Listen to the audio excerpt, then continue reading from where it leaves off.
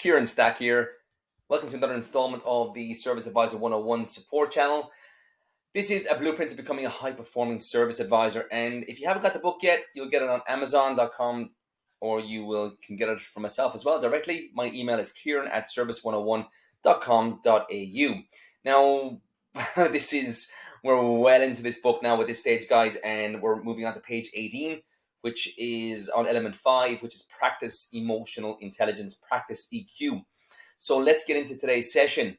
So if you move to page 18, it's the second last snippet on the page, which is high-performing service advisors are wise communicators and have great social skills.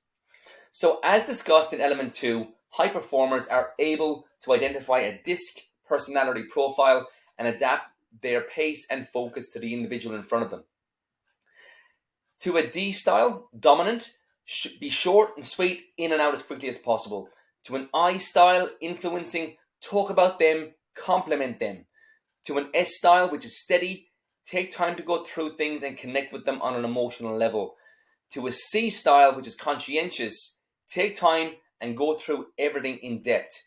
These are invaluable skills that we can all learn and improve upon. If improving the quality of your communication is something that you want to work on, check out DISC personality profiling. It's an absolute game changer. So, you cannot communicate effectively with someone until you can recognize their DISC personality profiling. With that said, you have been communicating with human beings since before you were delivered as a baby.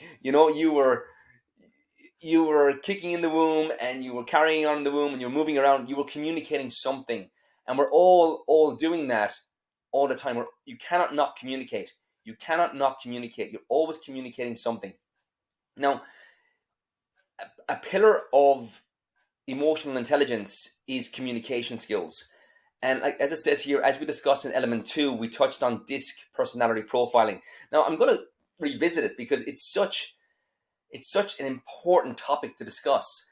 And I won't be going too deep into it today, but I will be touching on it to a level that will allow you to comprehend it. If you remember, and you've done this previously with me, I spoke about 4 different types of birds. I spoke about an eagle, I spoke about a peacock or a parrot, I spoke about a dove, and I spoke about an owl.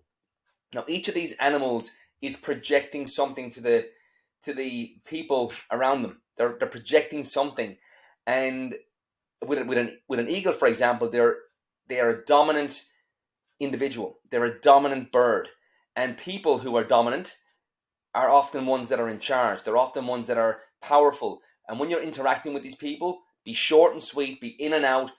They don't want to have small talk. They don't want to be your friend. They just want to get in and get out as quickly as possible. That's when communicating with a D style. When communicating with an I style, so a peacock or a parrot, talk about them.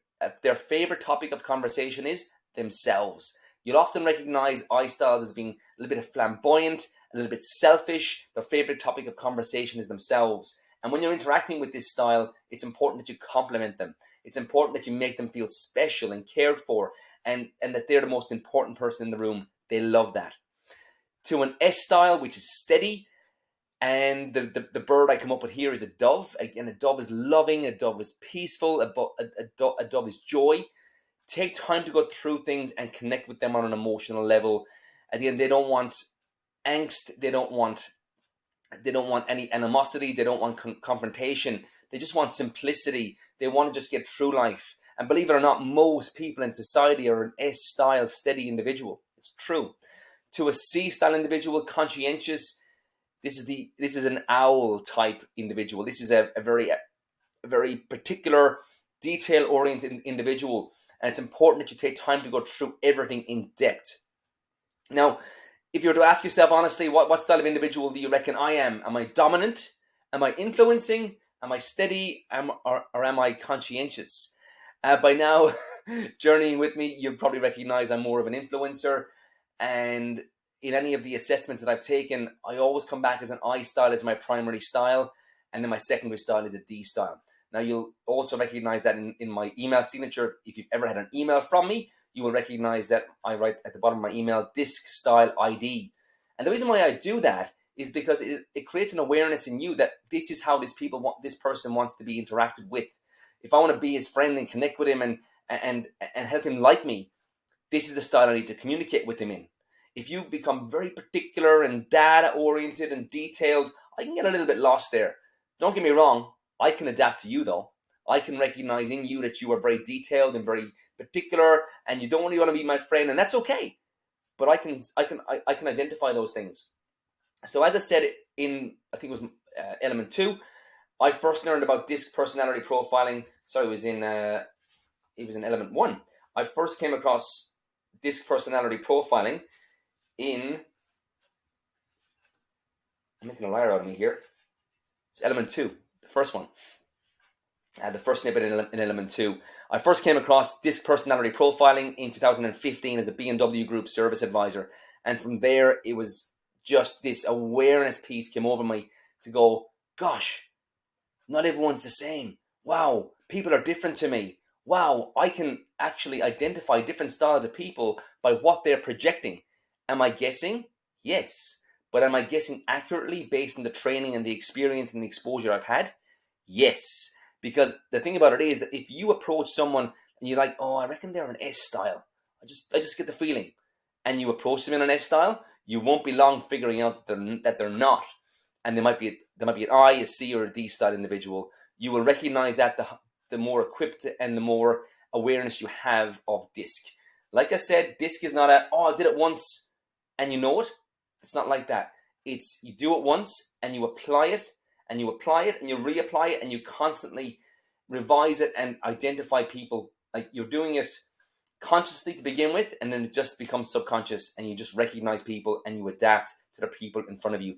It's an absolute game changer. Get yourself across it. I do offer a training on it that will cause you to know it. If you don't understand it within like 120 minutes, I will give you your money back if you don't understand it. And I've never given anyone the money back because they get it. They get it because I'm effective in how I articulate this. I'm effective in terms of how we get a message across and cause someone to go, oh, that makes sense. Because training cannot be an event. It's got to be a process. Training is not just I did it once and I know it. It's not like that. It's so much more. It's about creating strategies in someone's mind to be able to call on it when they need to, and to simplify things so that we can just do it with the everyday language that we operate in. And at any stage during this training so far, you haven't noticed me being over engineering anything.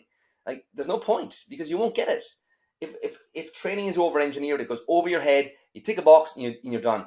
It cannot be over engineered. It's got to be simplified. It's got to be effective.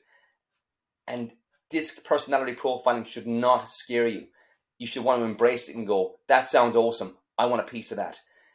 As I said in the previous session, there is a basic DISC assessment that you can do for free on my website, kieranstack.com.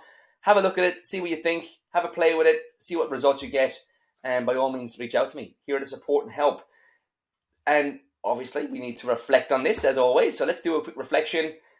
How do you rate your level of communication and social skills? There's always room for improvement here. Hands up, I am not the perfect communicator. I've got so much more growing to do. Am I heaps better than I was? Absolutely. Day and night different. However, there's always room for improvement. So, as you consider it, is there room for the way I communicate and interact with customers? Do I even know what DISC is? No, never heard of it. Or, yeah, I did DISC a few years ago. Well, I'll ask yourself, what personality style are you? If you don't remember, you don't know DISC. It's time to go back and reflect on it. It's time to go back and retrain yourself on it so that you can use it every single day, win customers' hearts and minds, and map your sales presentations to the style of individual and the buying mode of the individual that's in front of you. That will help you reach your potential. That will help you reach your sales targets. That will help you help customers come back. That's what it's all about, guys. And I really hope you come back to the next session, which will be coming up very, very soon. Other than that, trust you got value from today's session as always. Looking forward to your feedback. Kieran at service101.com.au if you need me. Otherwise, I'll see you on the next session. Take care. Talk to you soon. Bye.